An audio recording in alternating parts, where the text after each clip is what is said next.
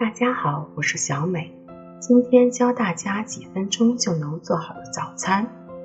碗中倒入面粉100克，水200毫升。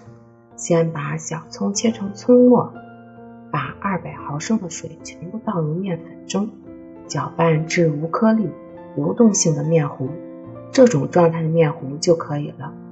搅拌好的面糊中依次打入4个鸡蛋，再加入切好的葱花，适量的食用盐，继续搅拌均匀，搅拌至鸡蛋溶于面糊中就可以了。撒上少许的黑芝麻，搅拌均匀就可以。电饼铛预热，倒入食用油，用刷子刷均匀，然后用汤勺盛2勺搅拌好的面糊，倒入电饼铛中间的位置，调成薄饼模式。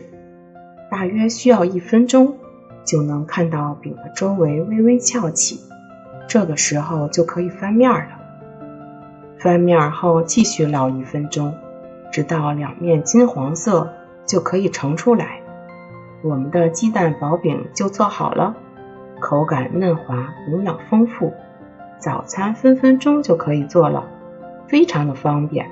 喜欢我就关注吧，小美会定期教大家做美味佳肴，谢谢您的支持。